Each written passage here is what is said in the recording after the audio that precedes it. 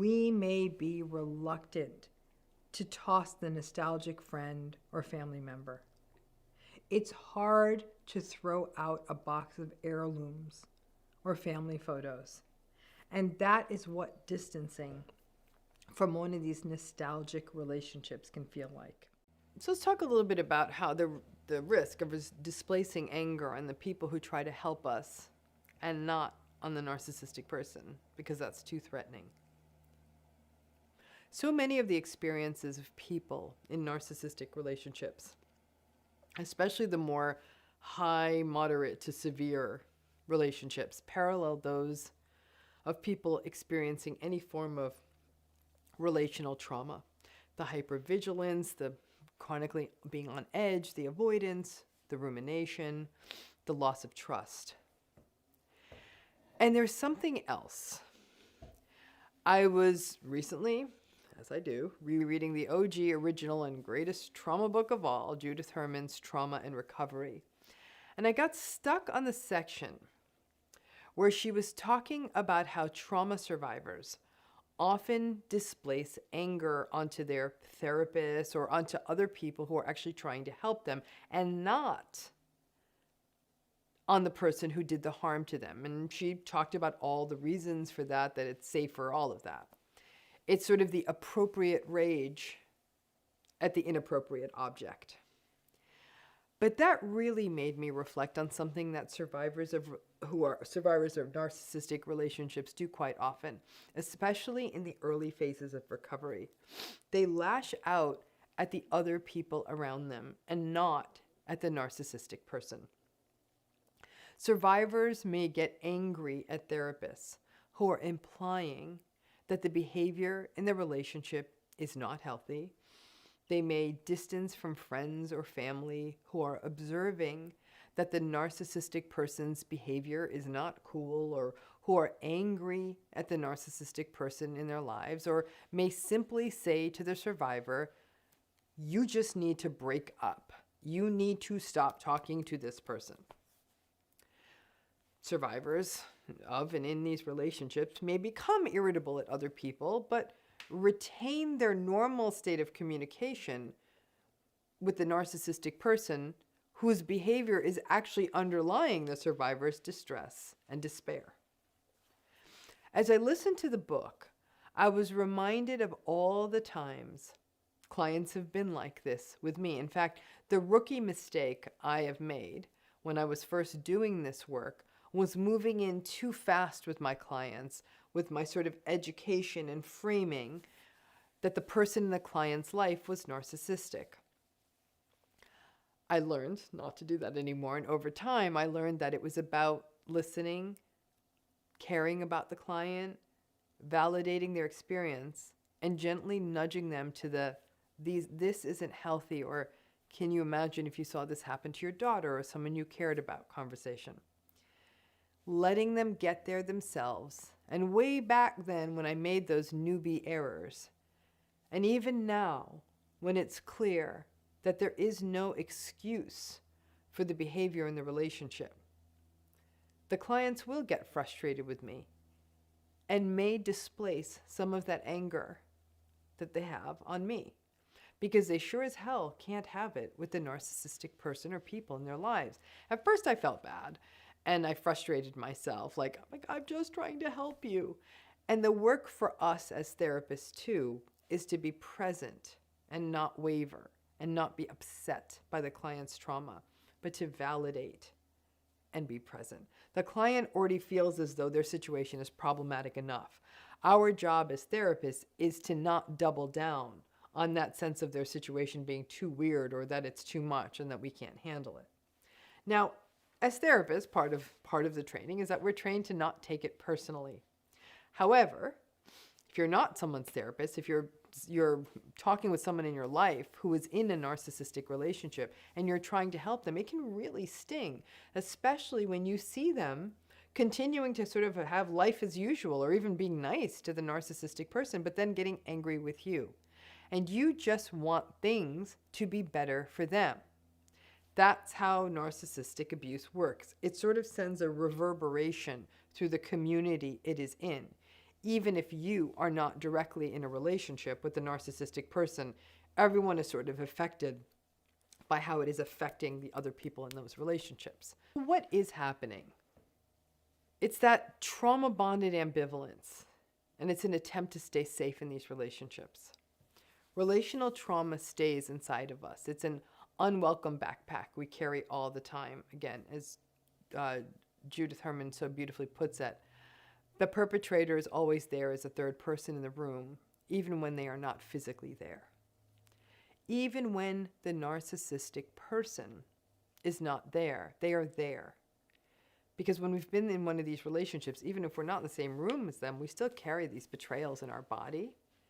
And the negative moods we feel, including anger, can come out at other people or situations. And perhaps these may be safer people or safer situations. Our bodies know that lashing out at the narcissistic person or narcissistic offender is pointless and perhaps even dangerous. But there's still anger that has to come out. And when people are trying to point it all out to us, and we feel helpless, it can ping that response to get angry. And this may be even more pronounced in people going through narcissistic relationships, because it is not always bad in these relationships. It doesn't always feel like it is necessary to leave. That there are, and we recognize that there are needs met by the relationship that perhaps you aren't ready to step away from. And there are fears of what ending the relationship can do, ranging from internal fears, like the fear of being alone, and then the very real fears, like post-separation abuse. Relational trauma is confusing by definition, because the perpetrator is someone you have trusted, loved, and cared for. And the way we hold it emotionally, physically, and intellectually can feel very, very confusing. But remember what the so-called cure is for relational trauma and narcissistic abuse. I mean, I think it's overselling it to call it a cure, but sort of the essential ingredient. And that is support. Simple, compassionate, social support. Validating, safe, attuned relationships. And therapy may be one of them. But you also need those people that aren't just experts, but also friends, other people in your life. So if you're angry at them, it can undermine and put at risk the very thing you need to help you, and thus the perpetual ambivalence the survivor of narcissistic relationships can live in. The combination of your innate empathy, your trauma response, your need for safety, and your confusion is very difficult. So have grace for yourself on the why of this response, which you may have had and may even feel shame about. And you don't need one more thing to blame yourself for. These relationships are so isolating that being angry at the people who support you, while very natural, can also unfortunately contribute to that sense of isolation and leave you feeling even more lonely and more out there without a single accurate mirror, and leave you blaming yourself for burning down more of your own social support. Healing from narcissistic relationships means being curious about the responses you have had for so long, the why of your behavior in the relationship, what happened in the relationship, how you may have even been with other people, your behavior with other people, your loss of trust, your anger at yourself for being hoovered, your grief around the people you lost. Shame is a core issue that comes up in the survivor's story. And remember, so much of it is an internalization of the narcissistic shame that is projected on you. The internalization of the gaslighting and the belief that you are the problem. And then it can be magnified when you witness the lives of others, where it seems as though that they are not caught in these cycles, or when you behave in ways that you don't feel good about. Remember, none of this happens in a vacuum. So much of what you were doing was trying to stay safe in a chaotic, unhealthy situation and love someone who is only there for you some of the time when it was convenient for them. Inconsistency in many ways is actually more painful than absence. Absence you can grieve. Inconsistency sets us up for self-blame, perpetually staying in the denial and bargaining stages of grief and not ever getting to acceptance. When we are trying to defend something that is often indefensible, we get angry, and sadly, we often get angry at the wrong people. But anger is also a part of grief. So remember that and understand that narcissistic relationships can feel like a perpetual state of unresolved grief, staying in the anguished stages and never quite accepting and finding meaning and purpose in it all. None of this is easy. And you may look back and think, maybe I'm the problem because here I am yelling at people who are just trying to help me. I'm hoping that this gives you some context, because more than anything, working on cultivating and taking care and fostering those sources of support is so important. It doesn't mean you've got to spin out and start getting angry at the narcissistic person, but it can help to understand how these dynamics fall into place. Nostalgia sucks. I said this recently to someone. Nostalgia, man. I recognize how much this keeps us stuck in all kinds of narcissistic relationships, and especially in friendships. But I would argue, really, especially even in also extended family relationships. So the word nostalgia is defined by the Oxford Dictionary as a sentimental longing or wistful affection for the past, typically for a period or place with happy personal associations. We are nostalgic in some cases for hometowns, amusement parks we may have gone to as a child, ice cream we ate, our time in college or summers spent at a lake town, the pizza in our hometown. We are nostalgic for an old car we once drove or that our parents drove, or a kind of candy we ate. Nostalgia is also a bit of a distorter because we often remember slivers of the original thing and make it all seem better than it was. So it is a bit of romanticizing. And if, for example, we were children at the time, a person who is still living, who was an adult, may put a different look on it and say, well, it wasn't all of that. That house was a mess, or that car was always breaking down. But we do have sentimental feelings about those times. And how many of you have gone back to a place you had nostalgia for as a kid and looked around and said, wow, it is so much smaller than I remember? Nostalgia distorts. And one place that nostalgia distorts our vision is people. Nostalgia can mean that we remember people as more pleasant or fun or even taller or shorter. But the people are often markers of a different time.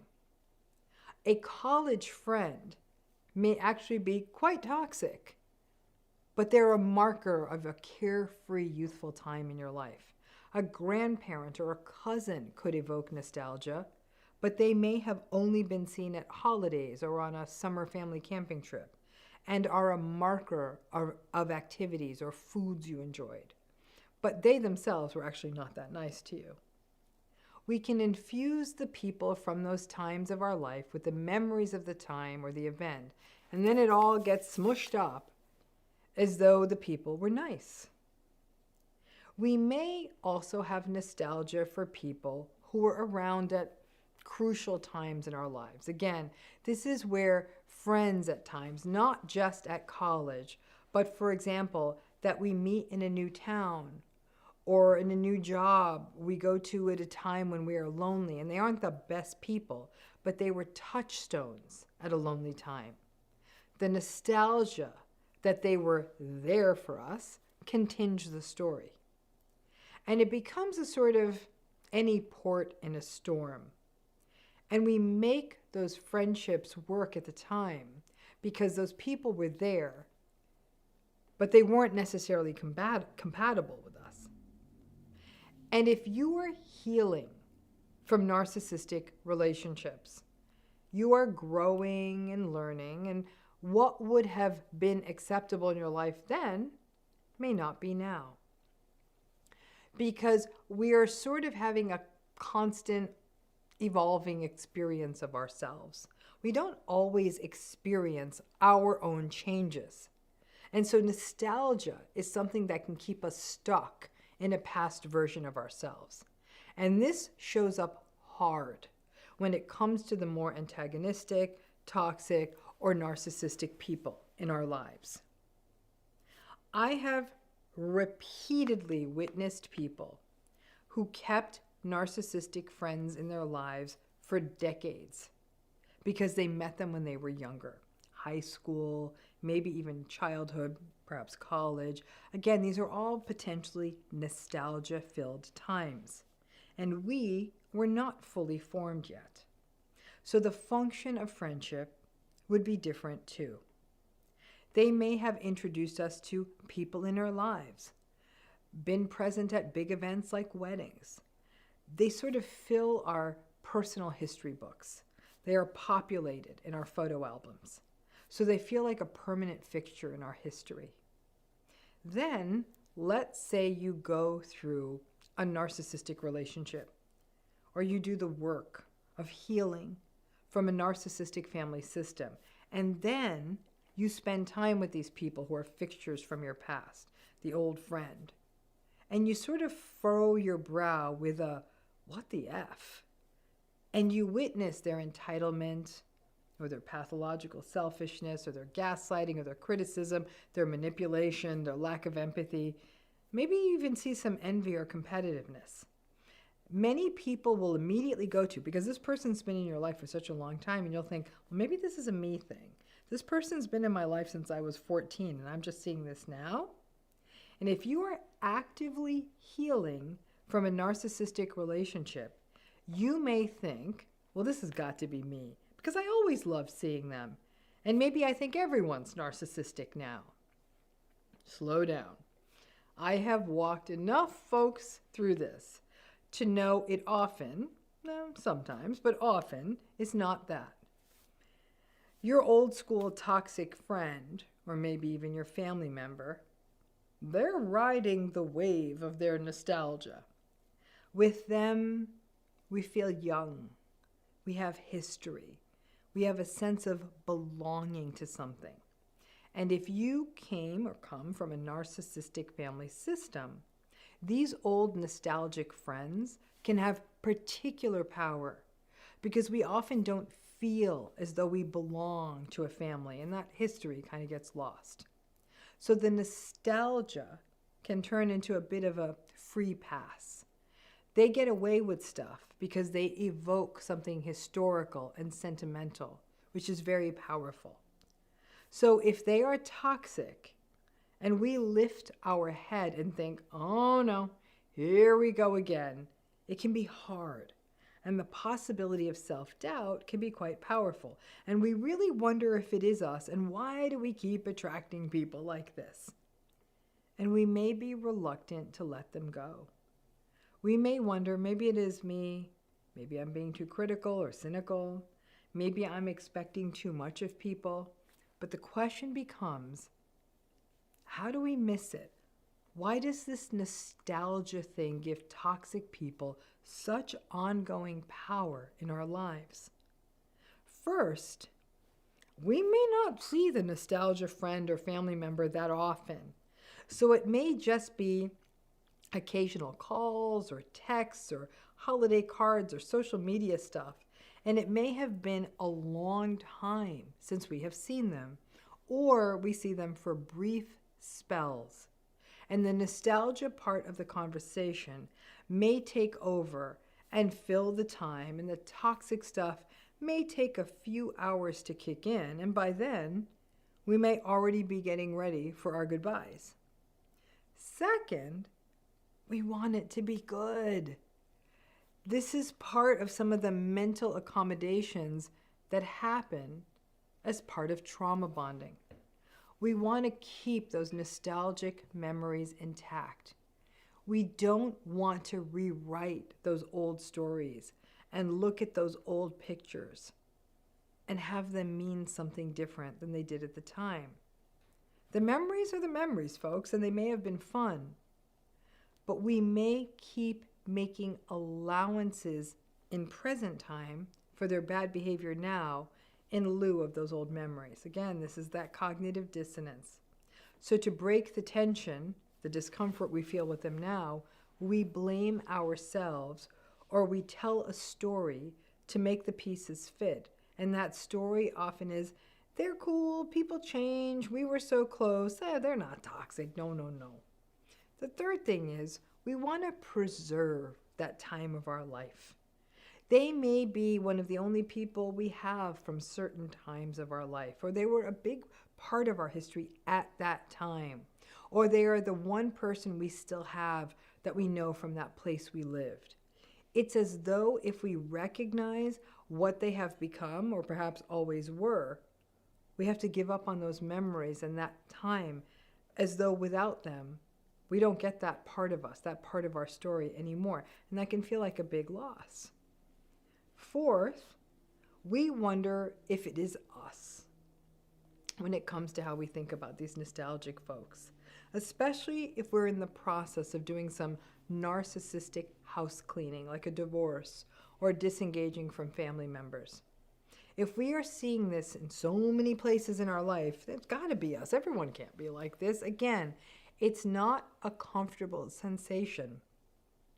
So we may hold on to the friend. And to push back on this, take an accounting of all the good people in your life, even if it's just a few, so you can observe the difference. But because of all of this, we may hold on to a toxic friend for reasons of nostalgia. And even as our bodies share signs of dread at seeing this person, and we are depleted afterwards, and feel bad about the time together, or are shocked at the differences in our opinions, or they are hypocritical and engage in stuff we just spent time cleaning out of our lives or wouldn't tolerate anymore, we may be reluctant to toss the nostalgic friend or family member. It's hard to throw out a box of heirlooms or family photos. And that is what distancing from one of these nostalgic relationships can feel like. Many people healing from narcissistic relationships, especially once you remove some of the most primary ones, the parent, the sibling, and of course the partner, you're often removing the people who sit right in the foreground of your life and can block a clear view at everything else happening around you. Then when those relationships, should they get a little bit lifted, you are actually able to see and experience other relationships in your life with a more clearly and hopefully a more discerning eye. And there can be a moment of, wait a minute, I have seen this movie before. And it isn't the nostalgic one, but rather the feelings and the sensation and the discomfort, all familiar, that came from being in a narcissistic relationship. You're feeling them here, and you feel depleted in the same way. Only you know how much of this old friend, who is now showing their behavior to be toxic, but you keep around for reasons of nostalgia. Only you know how much you can tolerate, but it's important you see it clearly.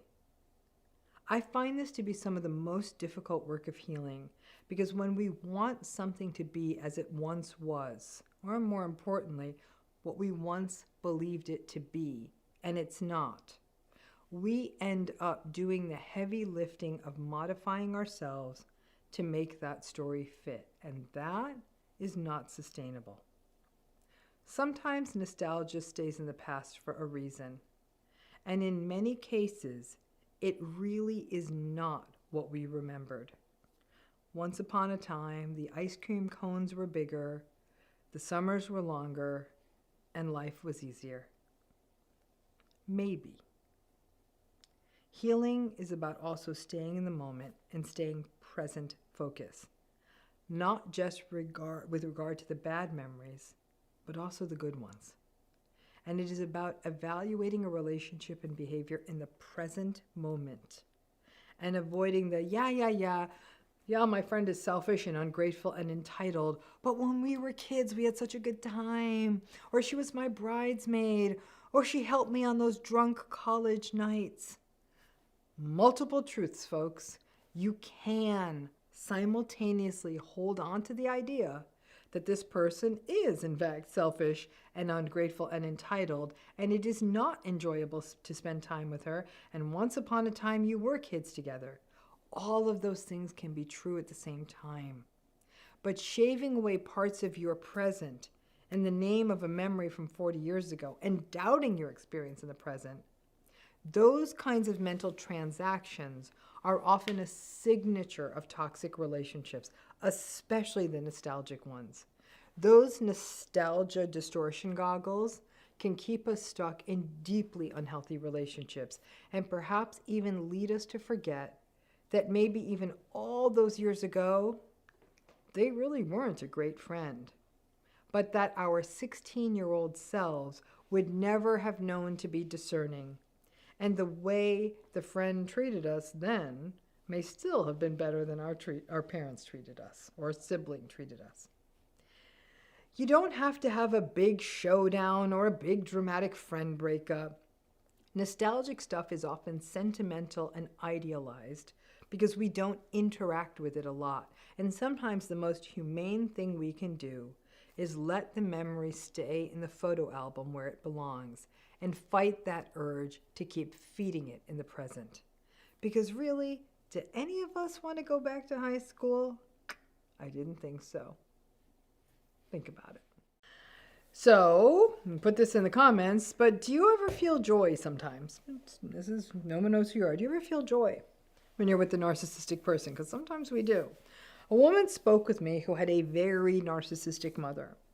She had spent a lifetime of being insulted, and then when this woman got older, and she would disengage or distance or not take the bait from her mother.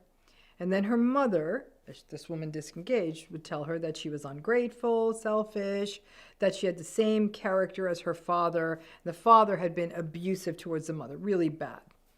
So to keep the insults and the guilt, to sort of keep that from coming at her, the woman would actually often give in to the mother and would often find herself getting more and more sick in every way. She wasn't sleeping, she wasn't feeling well, she was feeling sick, she was developing all kinds of physical ailments, she was becoming more isolated, and the more time she spent with her mother also was getting more apathetic. She was just getting sick from spending time with her mother. This woman was very clear about her mother's patterns. The patterns had been there all of this woman's entire life. The mother was very unempathic, was very deeply entitled, very selfish, felt everyone owed her something. She would often talk about how her beauty and talent were wasted on a marriage and on her children, that she would have been a world-class something or other had she not gotten married or had kids, or she could have married someone so much more rich. The mother needed constant praise, and the woman who spoke with me said it was often embarrassing to spend time or be with her mother in public when she was younger, because her mother would dress in a way to attract attention, sometimes inappropriate to the situation, and then she would drink up the compliments, almost pretty much demand the compliments. Her mother was also competitive with her. She was deeply, deeply selfish, as I said, spending money that was actually set aside for this woman's education by other family members, and then the woman had to take on loans. The woman said to me, "My fantasy is to never speak to my mother again. That's my fantasy." Now, this mother was physically fine. She didn't rely on this woman for care, but she just demanded that her daughter, this woman, show up and call her all the time. But we know that it's never that simple. The woman then dropped the G-bomb that comes up in these relationships all the time: guilt. Because these stories are never simple. And the mother didn't have an easy story.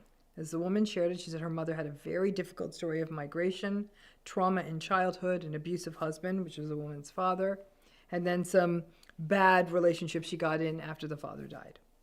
The woman did feel guilt for this mother, who said that there were some days of joy. She actually used that word, joy.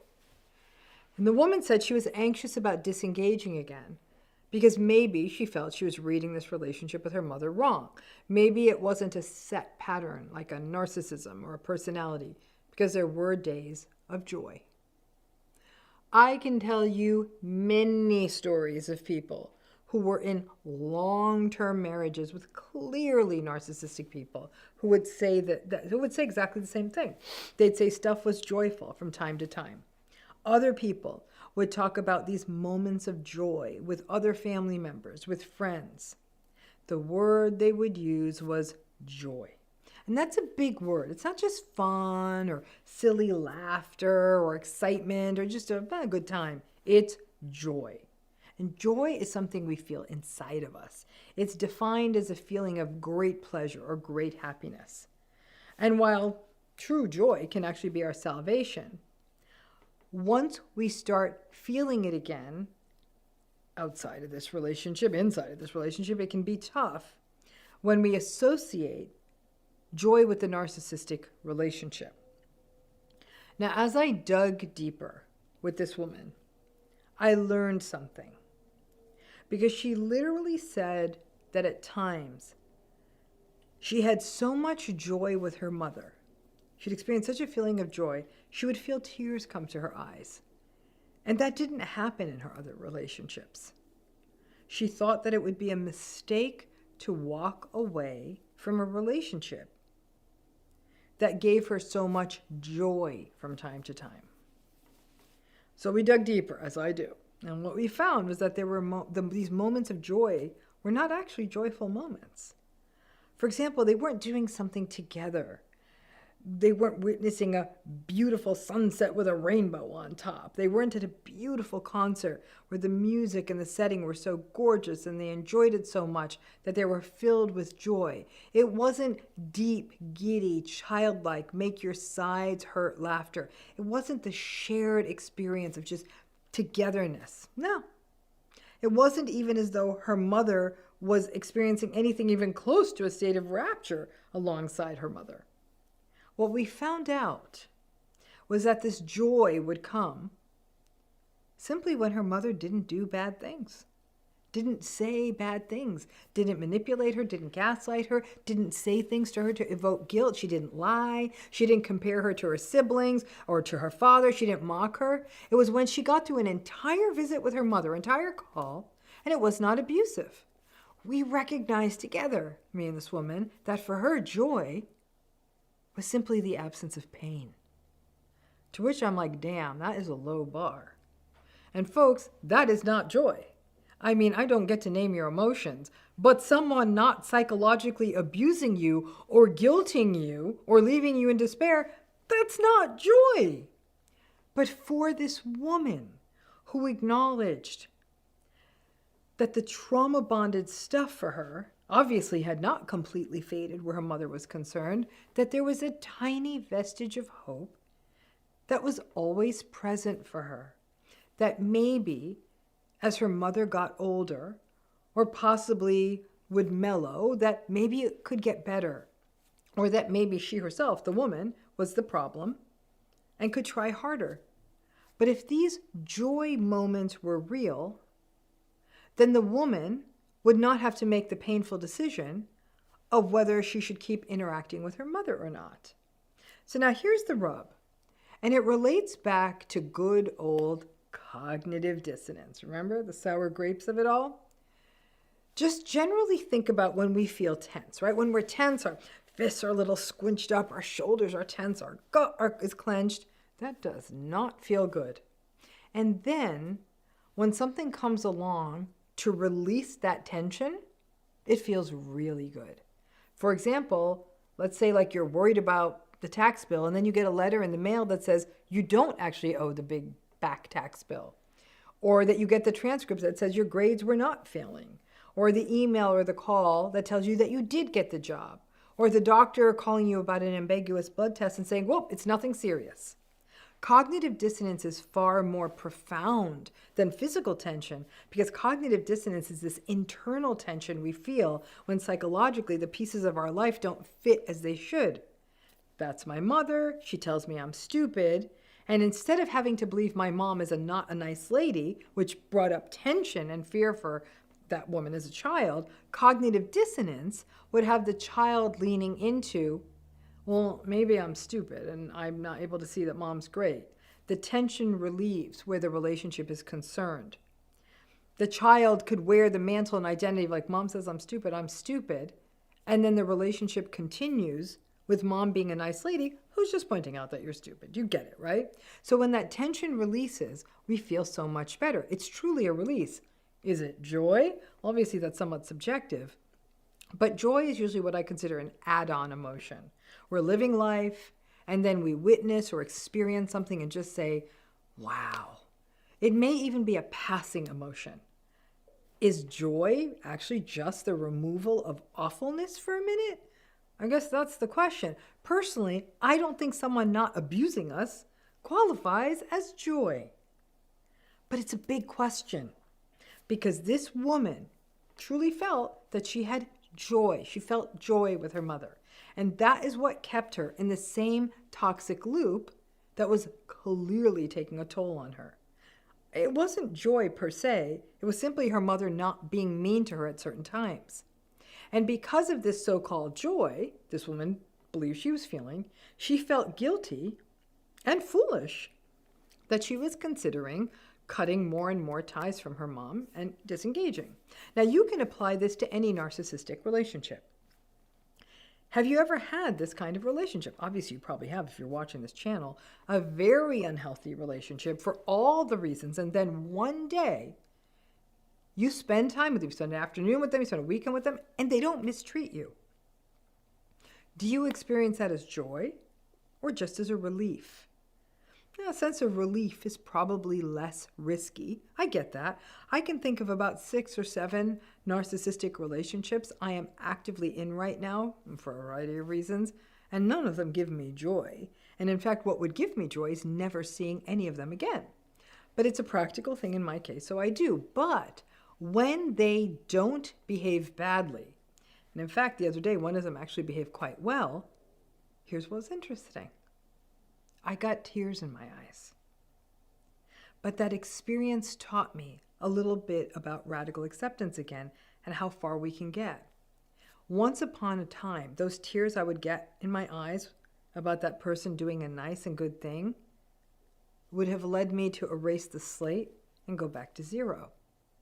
Now, radical acceptance lets me know that sometimes really invalidating, emotionally harmful, manipulative, narcissistic people can kind of get it right. And no, it didn't lead me to want to throw my arms around them and say, I love you so much. I took it as a gift from the universe for a minute. And when I sort of analyzed my tears, as I do, I found that those tears were absolute and utter relief.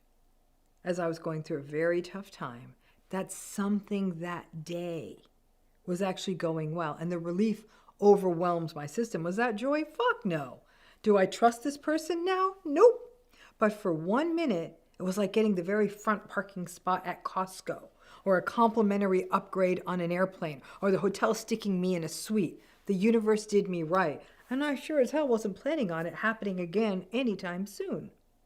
But when we think of it as joy, and then internalize it as, oh gosh, if I disengage, if I approach this relationship differently, and if I don't call as often, or if I try and I don't try harder, well, then I'm the problem. And I may be giving up on something that I'll regret forever. That's when misnaming this relief as joy, that cycle can get problematic. Because here's where it gets interesting. Going back to the woman with the mother, right? That woman thought those non-abusive days were joy. Let me tell you who was not experiencing those moments as joy. The mother. Her mother didn't register those moments as joy. Frankly, for a narcissistic person to register something as joy, it has to be a grandiose dopamine circus. Them getting lots of attention, lots of celebration. I mean, it's a really fascinating story. I once worked with someone, worked with a narcissistic person. And he said that the only time ever in his life that he experienced joy was when there was an event in his life, something maybe retirement or something. About 200 of his friends and colleagues all rented a theater and came into the theater, and they got on a stage and they showed slideshows and made films and did musical tributes and performances, and basically the whole night was a celebration of him for hours, and then they had a big dinner and celebrated him more. And he said it was the most joyful night of his life. Then he promptly got depressed because he knew it wasn't happening again. So that's what evokes joy in narcissistic folks, like a parade in their honor. An entire night devoted to people saying nice things to them and doing things for them and putting them on a pedestal and doing tributes to them. It's actually kind of weird, right? But anything less, and narcissistic people feel empty. And instead of him feeling gratitude that he even had one night in his life like this, he just crashed and thought, oh no, this isn't going to happen again. Also remember that narcissistic people do not think that they are abusing you. They really don't. They think that they are perfectly nice to you. So that day when they're actually not mean to you and maybe are nice, that's not joy to them.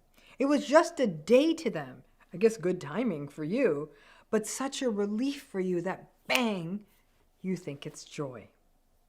I often liken the experience of people in narcissistic relationships to something that you might know it's called found object art, which ironically is my favorite form of art to look at. It's basically when people find junk or stuff that people threw away, old mechanical parts, old car parts, broken dishes, old silverware, old buttons, old suitcases, old fabric, and they turn it into art. I love it so much. I think it's so beautiful and clever. And if I had the time, I would try it myself, but I'm not very creative. And I remember we'd sometimes did it in art class as a kid, and I loved doing it, right? But every single person who is navigating a narcissistic relationship is a found object artist. We take pieces of junk and broken shit and junkyard stuff, and we attempt to turn it into something beautiful. In fact, in my healing program, there's a woman who's amazing at this. She turns bits of wood she finds and glass she finds on the beach or on the ground into ridiculously beautiful stuff. Her art is part of her healing. So those of us in narcissistic relationships, we take the equivalent of the broken shard of pottery and we try to turn it into joy. We take the old broken spring and we make it beautiful. Just like we do in these relationships, we wander through the various humiliations, invalidations, manipulations, abuses, and betrayals of the narcissistic relationship. We find the one little bit of something. Maybe they give us a compliment on our hair. Maybe it's as simple as getting through an entire dinner without them saying something rude or cruel, and we turn it into a masterpiece. One could argue that our ability to find the diamond in the wreckage is a gift. However, it's a gift that can blur us to the reality of the relationship. And we keep getting hurt. And I'm not sure those things are actually diamonds. It's probably not joy. It may be relief. It may be a good day. It may be a day that you can actually get some of your bandwidth back because you aren't trying to ungaslight yourself, but you still may be because now you think you're a bad person for thinking this is an unhealthy relationship. It may be a day that the kids don't have to endure the usual tension in the home. It may be a holiday dinner for once that is not ruined. But you deserve a lot more than that. All of us do. I understand, though, why you see it as joy, why you enjoy that day of getting your head above water and catching a breath. For a moment, you feel like you're not drowning and that you're in a regular relationship like other people.